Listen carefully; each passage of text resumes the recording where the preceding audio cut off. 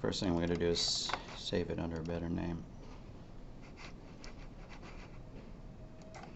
Okay, great and all that, but save as.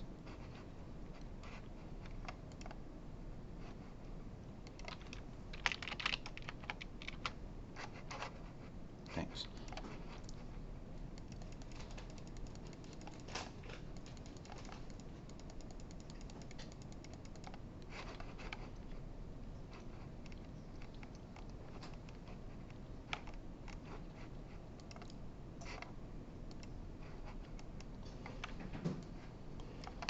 All right, so we did talk about for loops at least one time. Is that correct? Mm-hmm. All right. Give it a starting point, a condition, and then some form of increment. Now, if you feel like it, you can leave parts of that out, but then it stops being a traditional for loop. So you could do this. You don't have to type this in. Right? You could say I is equal to 10, and then you could do this. As long as you have the semicolon there, and you could keep going while I is less than or equal to 20, I plus plus, right? And do something with that. That works just fine. It just doesn't reset I to anything. Totally cool. Or you could do this. I is equal to 10 for semicolon. I is less than or equal to 20 semicolon, and then don't do the increment there. You could do the increment in here, right? Now here's the most ridiculous example. I is equal to 10 semicolon for, looks like some kind of emoji, emoticon, I plus plus, and then if I is greater than 20, break. Now that's the silliest one, right? Why are we even using a for loop if we're doing that? You got me, but you could. So you can leave off any part of this that you want. This is the same thing as just a while true. If I was going to write it like that, I would not put a for. I would instead put while true there, because it means the same thing. Keep repeating infinitely until a break statement is hit.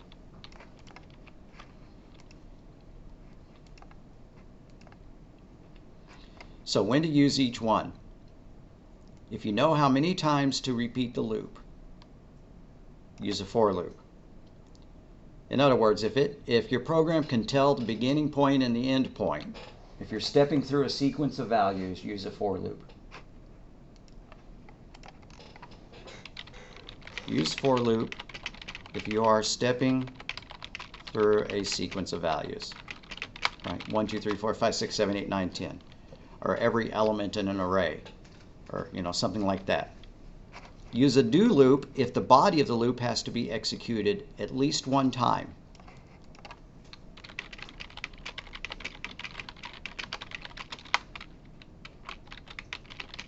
Why do we know it's going to be executed at least one time? Because you got do, and then you have something, you've got the body, and it's going to keep repeating it while conditioned, right? So the body is going to get executed at least one time. Whereas if it was a while loop, you wouldn't have that guarantee, right? While, condition, do something, right? Do the body. What if the condition isn't true? It's not going to do the body at all. So in a do loop, the body is executed at least one time because a do is a post-test loop. And so if you are stepping through a sequence of values, use a for loop. If the body must be executed at least once, use a do loop. Otherwise, use a while loop. Definite loops, I would use a for loop. Indefinite loops, I would use either a do loop or a while loop. Usually a while loop. So definite loops, use a for loop. What's a definite loop? It's one that you know in advance what it's going to step through. Indefinite loop, use a while or do to your preference. Python doesn't have do loops. You can do everything with a while loop if you so chose. It's just the logic starts to look a little bit more convoluted.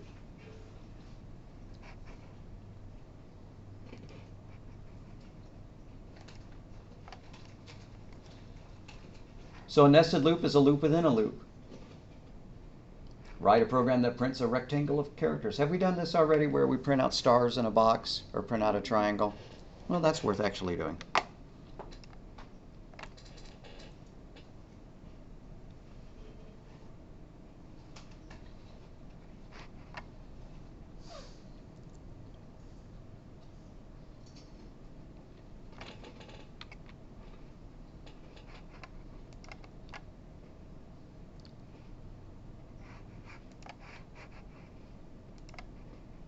So I think we're on lecture K. Nope, we're on lecture L. Yeah.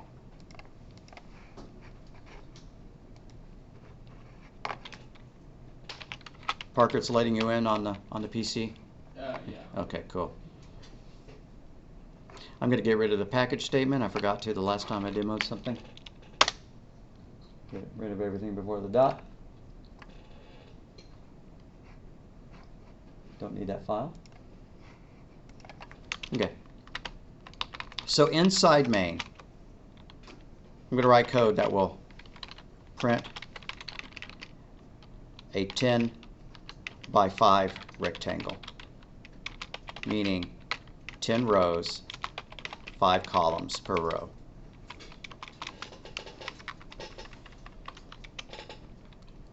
So let's declare some variables. Int width equals 10, comma. No, that's the number of rows, isn't it?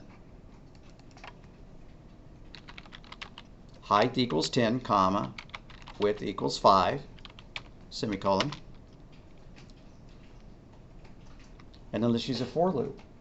We're going to use nested loops, actually. Why am I saying that? Because we're going to have an inner loop that does this. 1, 2, 3, 4, 5, 6, 7, except it's only going to be 5 wide. And then it's going to hit enter, and it's going to do 5 more of them. I know they're not lined up. And then 5 more of them, and then 5 more of them. The inner loop is the ones that are printing horizontally. And then the outer loop is going to dictate how many rows we print. So, for parentheses, int row equals 0, row, semicolon, row less than height, semicolon, row plus plus, end parentheses, semicolon, for parentheses, int call equals 0, semicolon, call plus plus, semicolon. Wait. I forgot something. What did I forget? I don't get to put call plus plus in the second place. Call less than width, semicolon, call plus plus.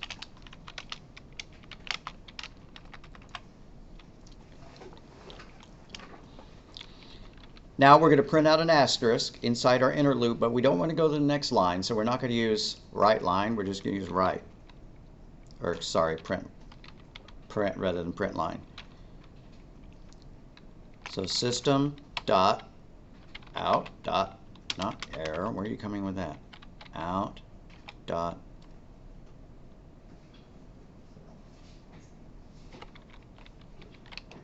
print, but not print ln, and print out an asterisk. After the inner loop is done, it has printed everything in that row. It's time to hit enter. So that's when we're going to do a print line. System.out.println parentheses. That's enough. That'll go to the next line. That's a nested loop. It's a loop within the loop. The inner loop has to complete before the outer loop iterates once, right? It's got to print every asterisk in that row. And only when it's done printing asterisks and it's gone to the next line does the outer loop iterate once. See if that works.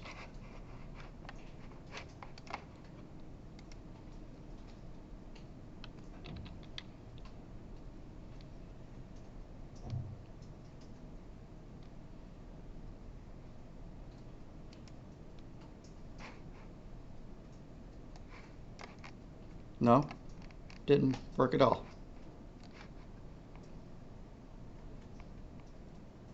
Oh, I did something dumb. Somebody stare at my code and tell me what I did wrong. I bet it's obvious. Look at the difference between the two for statements and see if you see real key difference other than the variable names.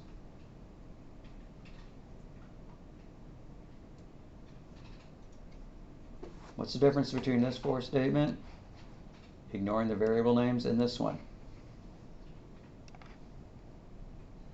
Well, it's not the fact that it's plus plus. It's not the fact that they start at 0. Come on, somebody's got to spot it. Is it because you haven't, is it how you haven't, column isn't initialized as an int?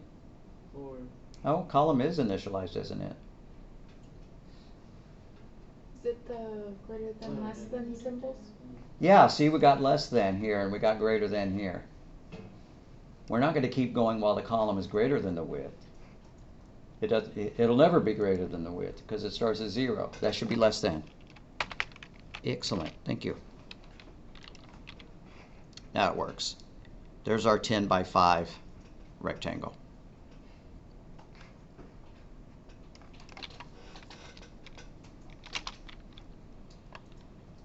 What if we change this from width to row? What do you think it'll do? You don't have to make that change. I'll probably undo it. But what is row equal to the first time we get to the for loop? Before row has ever been increased, what is it equal to the very first time? Well, what's its starting value? 0. Yeah, so it's going to repeat 0 times. Once it's done repeating 0 times, which sounds silly, then the next time through, row has been increased by 1. So what's row equal to at that point? 1. So it's going to print out 1 asterisk. And then after it's done printing out that 1 asterisk, it loops back up, row gets incremented, and so row is equal to 2, and so it's going to print 2. So 0, 1, 2, 3, 4. What's that going to look like? It's going to be a triangle.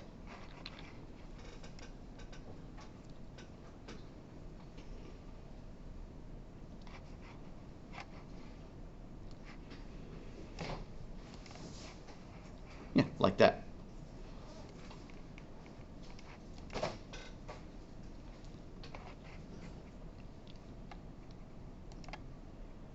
Now, a really interesting programming problem that would be fun to give you, and I may not, would be given a number of rows, print a triangle that looks like this. Make it a pyramid.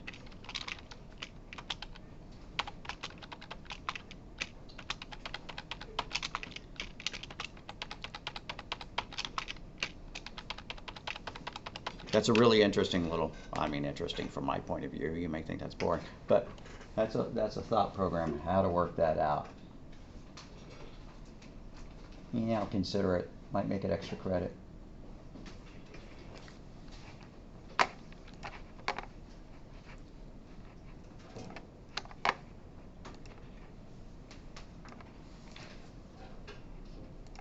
So a nested loop is just a loop in a loop. The inner loop has to run completely all the way through before the outer loop repeats once. Let's prove that using the debugger. I'm going to set a breakpoint right here. So it's going to stop debugging and hit that point.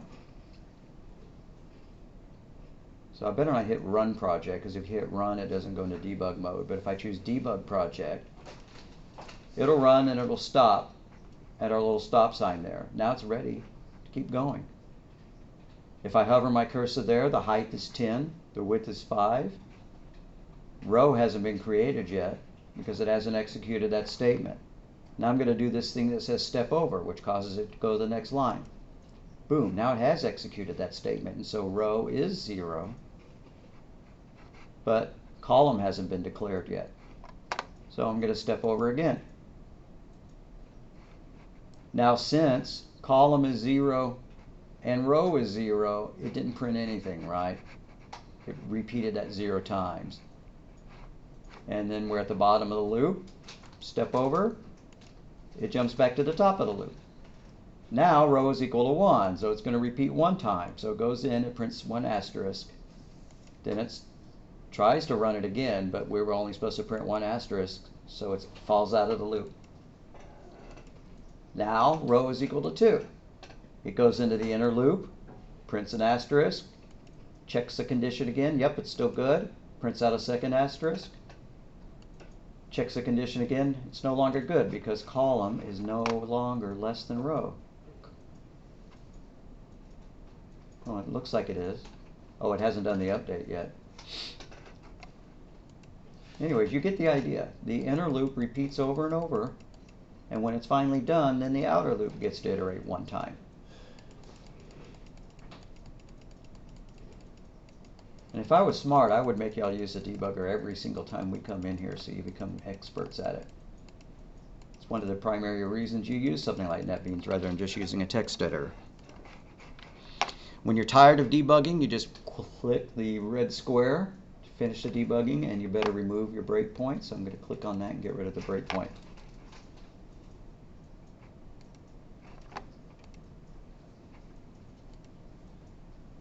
What else could we do with a nested loop? We could print out a multiplication table, right? 1, 2, 3, 4, 5, 6, and then 2, 4, 6, 8, 10, and then 3, 6, 9, 12, 15, and so on. Let's do that. So int max underscore row is equal to 9. We're going to start at 1 and go to 9. Int min underscore row equals 1. Kind of ought to reverse them, right? Doesn't matter. Int max underscore column equals 9. Int min underscore column equals 1. And we're going to write a nested for loop. And inside the loop, we're going to be printing out the multiplied values, the row times the column. So 1 times 1, 1 times 2, 1 times 3, and so on.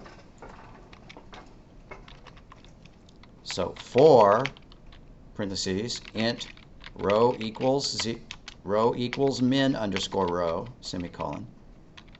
Row less than max, or less than or equal max underscore row, semicolon. Row plus plus. And then inside the curly braces is going to be the same thing for the columns.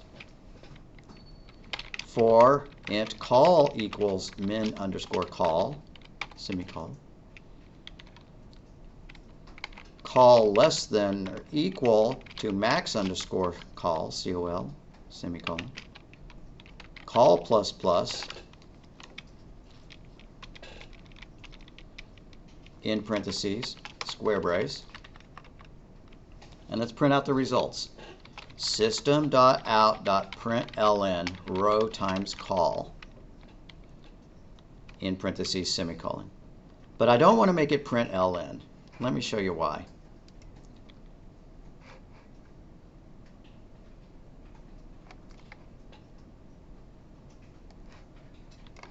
That doesn't look very good. It's not a multiplication table. What should I do to make it a multiplication table? Just like I did with my asterisks, what did I do to prevent it from going to the next line each time? Just make it a print statement. Yep, that just needs to be a print statement. And since it's only a print statement, we better print a character return at the end. So underneath the for loop, not inside it, system.out.println, parentheses in parentheses. It's still not going to look perfect, but it's going to be a lot better than it did.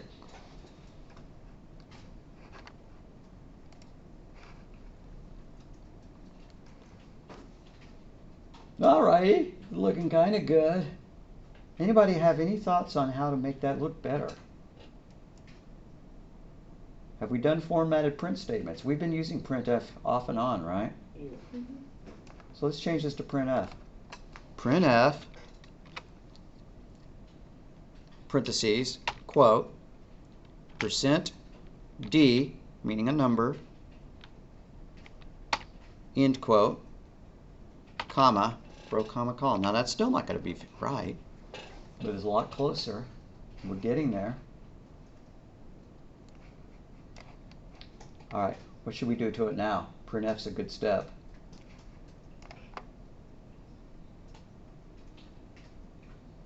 Well, what if we add a space after it? By the way, this is not the right answer.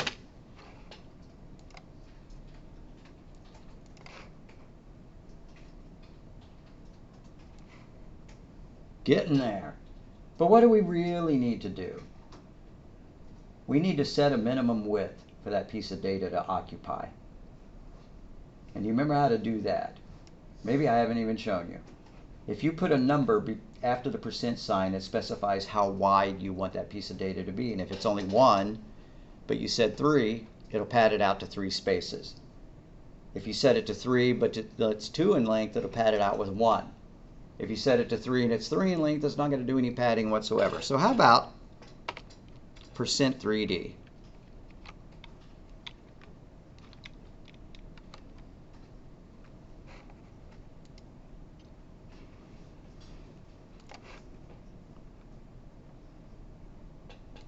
Now it finally looks good.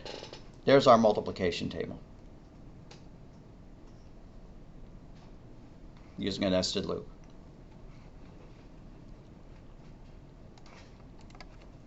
We could do one more nested loop to print like all the 15-minute intervals between 1 o'clock and 6 o'clock. 1, 1:15, 1:30, and 1:45. 2, 2:15, 2:30, and 2:45. 4, parentheses, int hour equals, we're going to start at 1 o'clock, 1 semicolon, hour less than or equal to 6, we're going to keep going up to 6 through 6 o'clock, which I guess will get us all the way up to 7 o'clock, so I'm going to make that just less than 6. Hour less than 6, semicolon, hour plus plus. The inner loop needs to increment the minutes.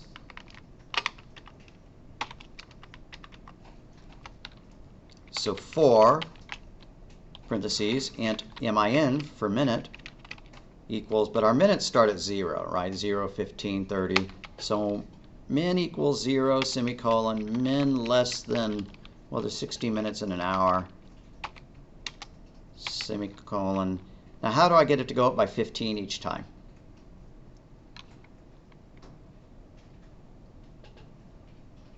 I'm not going to do that because that'd only go up 1 by each time. I want it to go up by 15 each time. Min plus equals 15? Yep. And then let's print out the hours in a minute. System.out.println. Now let's use printf. Parentheses. And our format string, how about %d colon %d? And then \n. So it'll go to the next line each time. We're not printing a table, so we don't need to avoid that.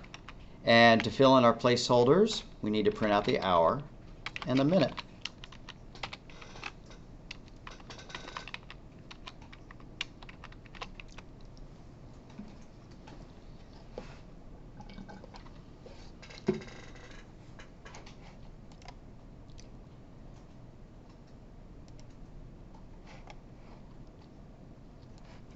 Now it's looking okay, but what looks stupid about it? Our clocks, our digital clocks, do not show data in the format of 3:0. That's kind of lame. Howsoever, you can tell it to print leading zeros. It would not be enough to say %2D. Let's try that, %2D, and see the difference it makes. But like I said, it's not enough. Because look at that. Almost perfect. We need to print leading zeros there. So to get leading zeros, you prefix that 2 with a 0. Looks funny, but %02 means make it 2 characters wide and fill it with zeros. What if we put %808? It'd be 8 characters wide filled with zeros. Now that's stupid for clocks, right? But this is what it would look like.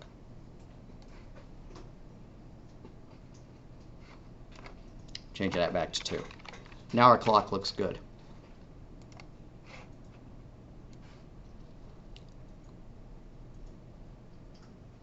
Yeah. Anybody need typo correction or extra time to type? Let me come back there. That was a little extra time. Alrighty. Hi, Lindy. I forgot to start the recorder.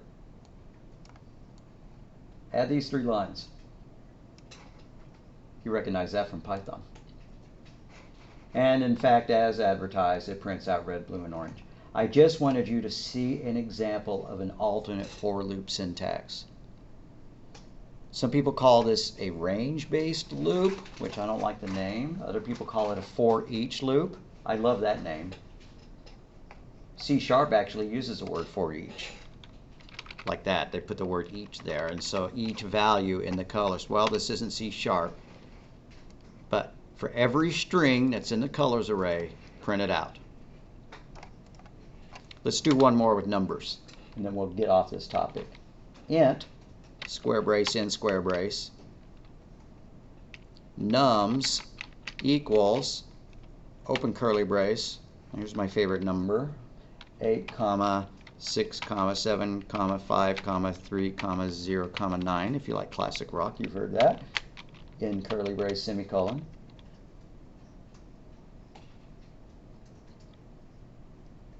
Now let's print those out. For, parentheses, now these aren't strings, they're ints. So for int I colon nums end parentheses system.out.println parentheses I in parentheses.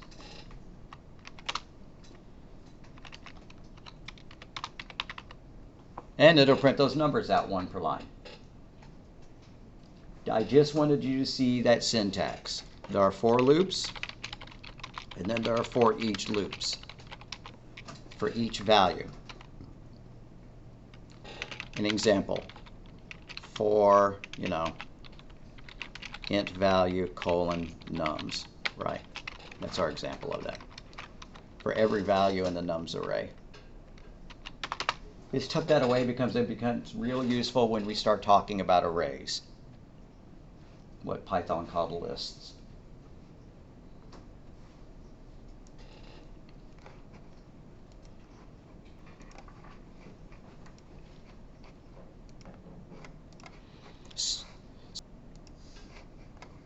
So programs often need to keep track of the state of some condition. Is your garage door, is it closed or is it open? Or is it supposed to be going up or is it supposed to be going down? The particular example that this PowerPoint uses is to use a Boolean variable, which can be either true or false, to indicate that the door is going up or down. But you can do other things with it too. I'm not terribly fond of that example. But like, what if we have a temperature? It's 101 degrees outside. Excuse me, int temperature equals 101 degrees. Temperature F. Temperature F. Now we're going to make a Boolean variable. Boolean hot equals, and we've decided that it's hot if it's greater than or equal to 100 degrees. Temp F greater than or equal to 100 degrees. It is hot if the temperature is 100 or more. Now we could do something based on that information, right? If it's too hot, we're going to turn the AC on, right? So if parentheses hot in parentheses system.out.println, it's hot. AC switch is on. End quote, in parentheses, semicolon. So this is a Boolean variable, and it gets set to either true or false based on the expression that comes after it. It's also known as a flag. So Boolean variable holds true or false the result of a Boolean expression, right? Is x greater than 10? Is temperature greater than 100? Also known as a flag. And it's used to control some later action. Right? If it's hot, we're going to do something about it.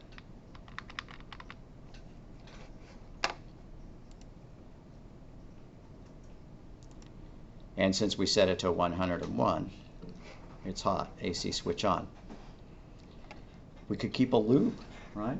We could keep going until the temperature is, you know, no longer above 100. Let's not bother doing that, but we could.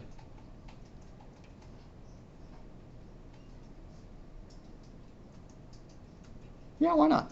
So if parentheses, HOT in parentheses, semicolon,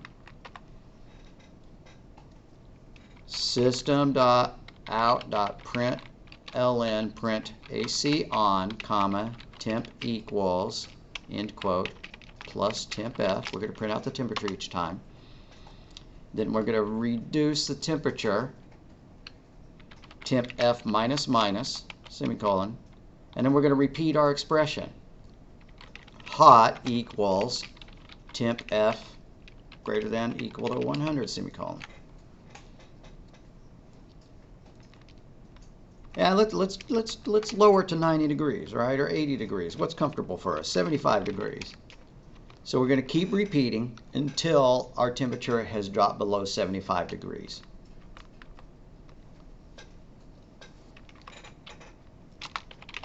Keep AC going until the temperature drops below 75.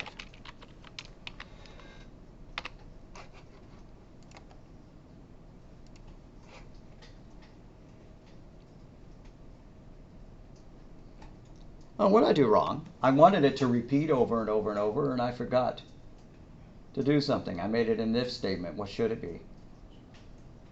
4. Well, I'm not going through a definite series. 4 is a good guess because anytime you need to write a loop, jump to thinking if you can use a for loop. Your instinct is perfect, but it's an indefinite loop. We don't know in advance how many times it's going to run. So we're going to make it a while.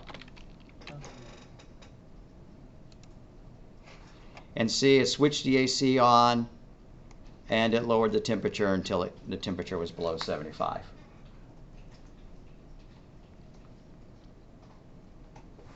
So, hot is our flag. The flag indicates that it should do something.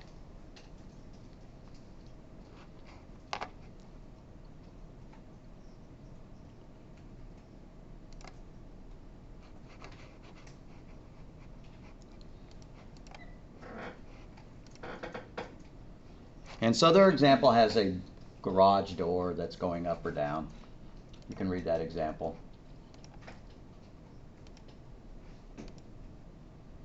So Boolean variables are often used for input validation. Make sure that they typed in some good data. If it's valid, the program continues. If it's invalid, enter a loop that warns the user about the erroneous input and prompts the user to re-enter. So valid entry equals false. Do. Press enter or Q to quit to get the data. If it's a empty string because they hit enter, or if it equals Q, they set valid entry equal to true. Else, valid entry still maintains its false state. Let's duplicate that, but with one of our own examples.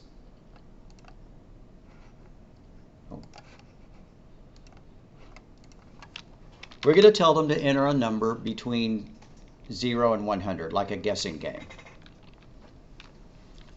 So Boolean valid equals false, while not valid. I'm doing it a little bit different than them, but you know, I do so much Python programming. You don't have do loops in Python. In any loop that you implement it with a do loop, you can, if you choose, implement with a while if you're clever about it. You don't even have to be that clever. So while it's not valid, we're going to ask them system.out.print parentheses quote, enter a guess between 1 and 100 colon space space end parentheses semicolon. Now let's get our guess. I forgot to declare a variable to hold the guess. And that better be declared above the while loop so I can use it after the while loop. I mean, I could show you the results of not doing it right. Int guess equals, and darn it, I don't have a scanner.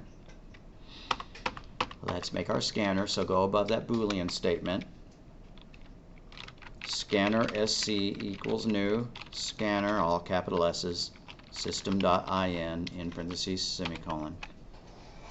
Click on the error to get it to insert that class, import the class. Now we can get our guess, right?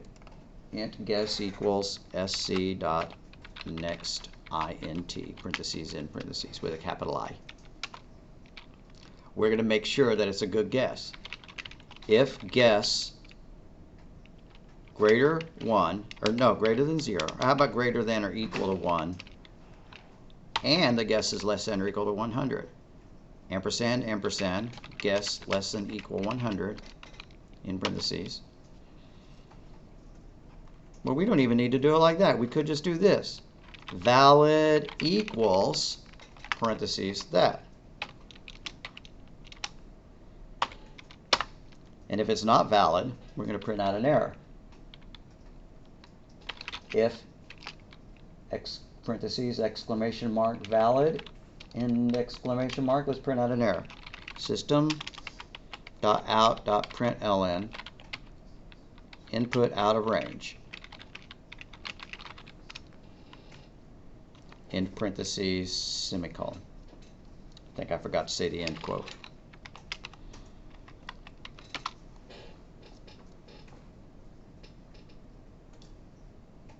Now if I try to print out the guess, I'm going to get an error. System.out.println, parentheses, quote, guess equals space end quote plus guess, in parentheses, semicolon. But it's an error. Why is it an error? Cannot find symbol.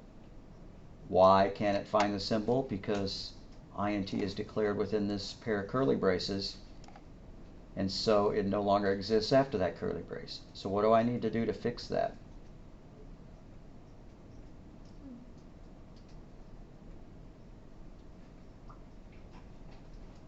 How can I get it so that this variable exists outside of the curly braces?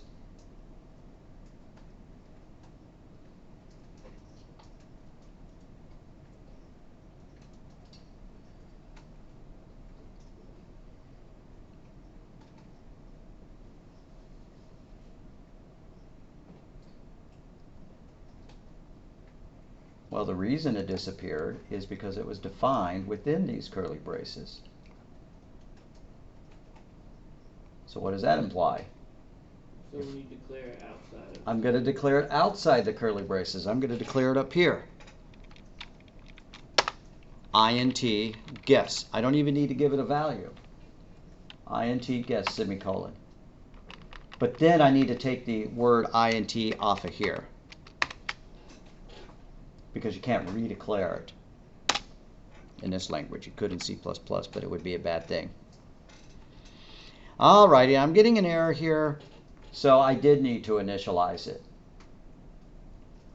Java is thinking that it's possible it might get to here without a valid value. Now we know that it's not possible for it to get here without a valid value. We know that we would go inside the loop and read in the guess.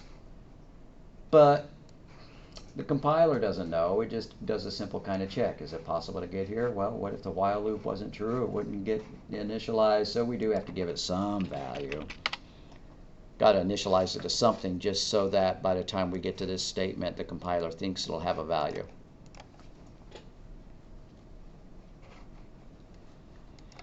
So now when we run it, if we give it an invalid value, it's going to print an error and tell us to do it again. So -1, input out of range. 101, input out of range. 50, build successful.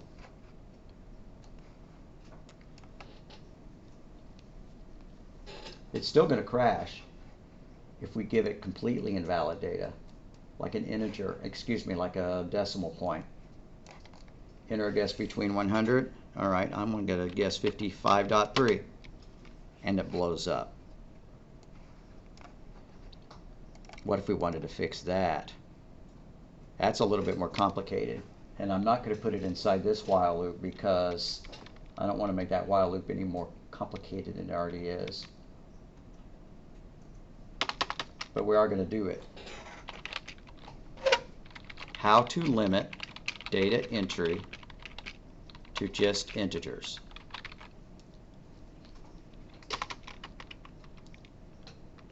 So int value equals 0.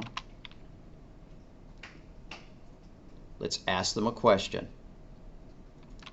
System.out.print, or print, yeah, print, not println, parentheses, quote. Enter a whole number, colon, space, end quote, semicolon.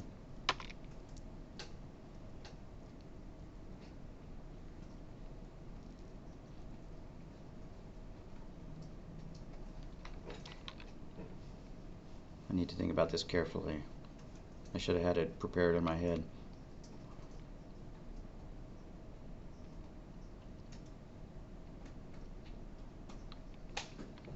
So while, parentheses, sc dot has next int with a capital N and a capital INT, parentheses in parentheses, equals false. Get rid of one of those.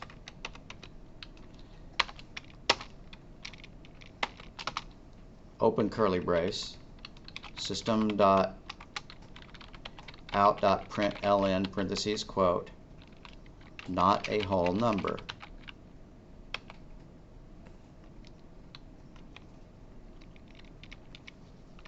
In parentheses, semicolon. Now let's grab this statement here, that next statement, and paste it here in our whole number. And then we need to wipe out that thing that was waiting for them. So what is this doing, this has next int? It's checking to see that if the next thing the user types is an integer. But what if they typed in a letter rather than a number? Well, then has next int is equal to false, so it'll come in here and yell at them. That's not a whole number, enter a whole number. But then we need to get rid of that piece of data that's waiting in the input buffer. Get rid of that letter so we can read in the next one. And so we're just going to do sc.next. Ignore this piece of data. Once we finally have an integer, then we can read it. Value equals sc.next, capital I, capital INT.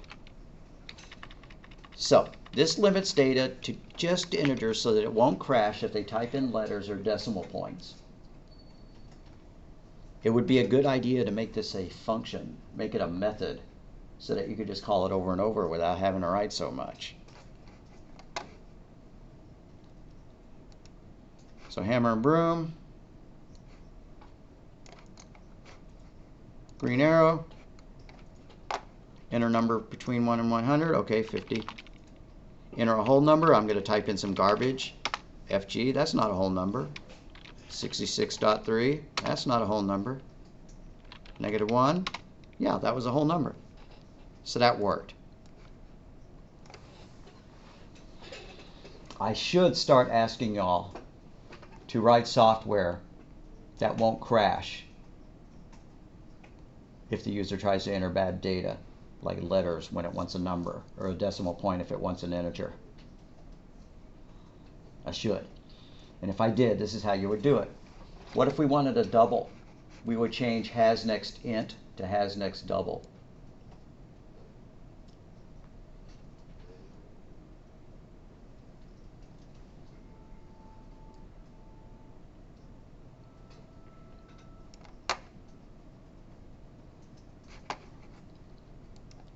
So has next is useful because you can check the piece of data that they've just typed before you've read it in with .nextInt or next double. You can check to make sure it's the right type, because if it's not the right type, it's going to crash.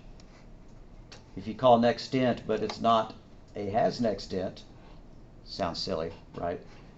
If that's false, then you should not call nextInt. So we print an error message and then we use sc.next to get rid of that piece of data. Get it ready for them to type in a new piece of data.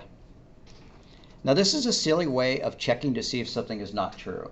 It's very clear though, right? This is the right way to do it. Put an exclamation mark there and get rid of that. It's up to you which way you like. This is more professional though. Putting an exclamation mark there and getting rid of the equal equals false, it does the same thing, right? If not has next int means if has next int is equal to false.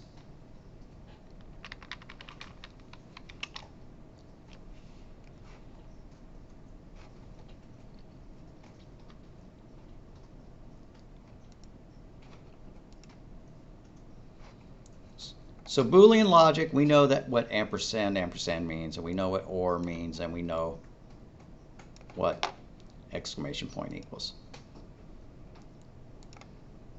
Quiz questions. Which Java operator reverses the truth or falsity of a condition? Which turns true to false or vice versa? Exclamation point. Yep, that one. All right, which one allows multiple branching? Like a series of if statements, except you're not going to use if, you're going to use something else. Option, shuttle, or switch? Switch. And which Java loop statement has 3 components in its setting? Well, we don't even know what a repeat is. We don't even know what an again is. That only leaves one possible. But it should have said while or do, right? These should have been valid choices, not just words that would crash your program. But the for loop is the one that has 3 components in its heading, right? It's got an initialization, it's got a comparison, and it's got an update. We are done with the chapter. And I'm going to give you all a break on the daily homework so that you can catch up and also so you can take those quizzes. I'd appreciate it if y'all can knock out all the quizzes before, which is only 2 of them, right? Because you've all done the first quiz. See if you can get quizzes 2 and 3, or excuse me, 3 and 4 done over the weekend. And text me when you get them done, and I'll try to grade them immediately.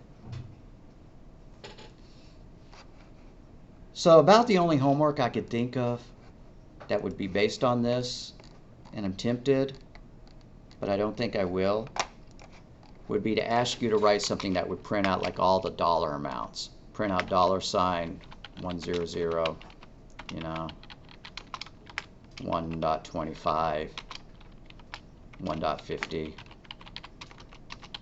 and so on, all the way up to $10, right? Just adding a quarter in each time.